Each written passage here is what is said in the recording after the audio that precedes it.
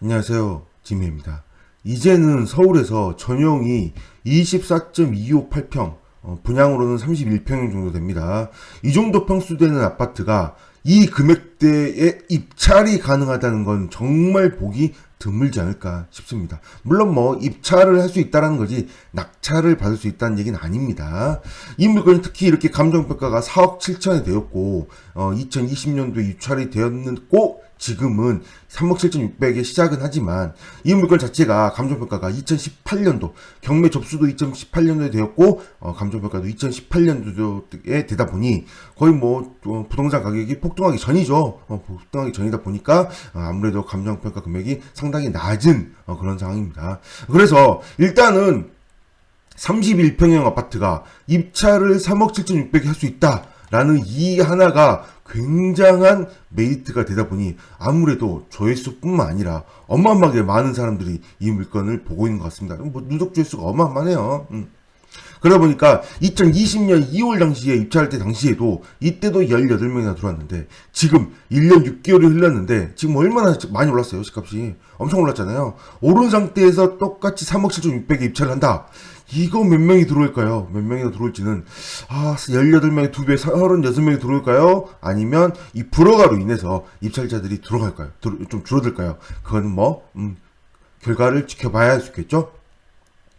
자, 이 물건 불허가가 되었었는데 왜 불허가가 되는지 일단 불허가 이유를 먼저 보도록 하겠습니다.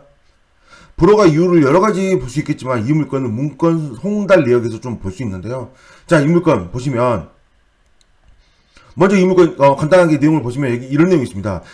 제일 처음에 근저당이 하나 설정이 되었고요. 그리고 나서 강제경매가 신청이 됐습니다.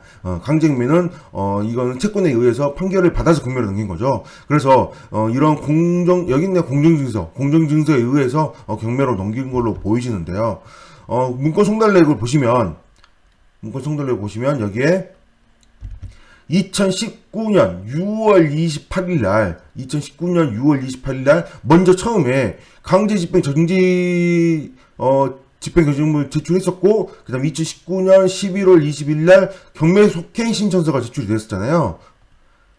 그래서 이 물건이 2018년도에 접수가 되었지만 이렇게 늦게 2020년도에 경매가 시작된 이유가 바로 이것 때문에 보입니다. 이것 때문에 정지 신청서. 그런데 시간이 흐르고 나서 다시 또 2020년 2월 12일 날 집행 정지 결정문이 또 제출이 됐잖아요. 2월 12일이면 2020년 2월 12일이면 낙찰되고 나서 이틀 후에 집행정지 신청서가 제출이 되고 그 다음에 또 시간이 흘러서 보다시피 채권자가 경매 속행 신청서를 제출했다는 거죠.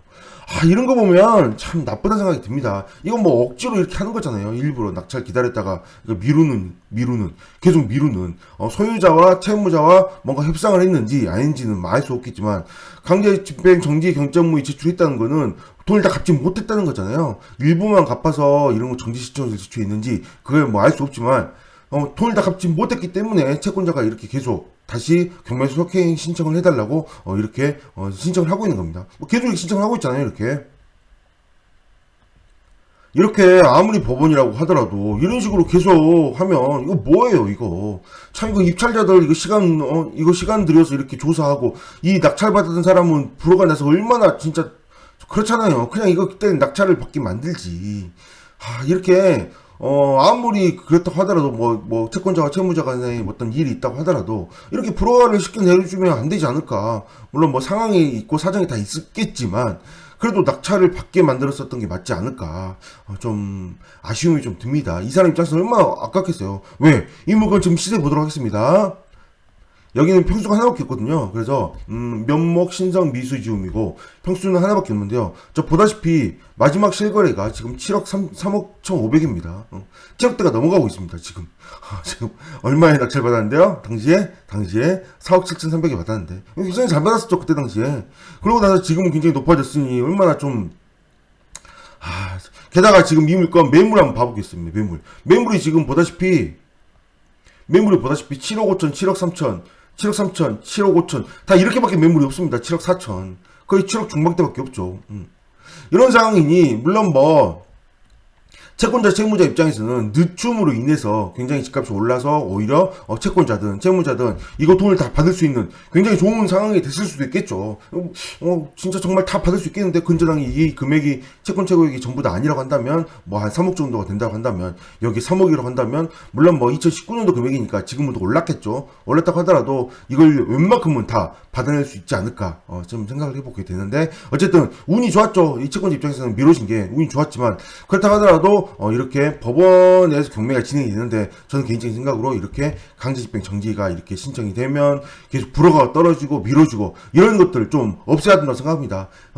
그냥 진행해야죠. 경매가 나왔으면 경매가 진행됐으면 언제까지 사유를 굉장히 해주고 그렇지 않으면 또 무조건 경매 진행하게. 그럼 뭐 또 거기서는 또 뭐 외국에 있어서 몰랐다느니 뭐 기타 등등 뭐 이럴 수도 있겠지만 이 송달이 참 어쨌든 진행이 돼야 된다고 저는 생각을 합니다. 이게 좀 불어가는 게 좀 그래 보입니다. 지금 불어가 있는데 불어가는 아무 문제 없는 걸로 보이니 이번 입찰에 과연 입찰자가 얼마나 나올까요? 이거 못해도 30명은 나오지 않을까요? 워낙 이 서울에서 이 금액대의 아파트 볼 수 없으니까요. 네, 여기까지 하겠습니다. 감사합니다.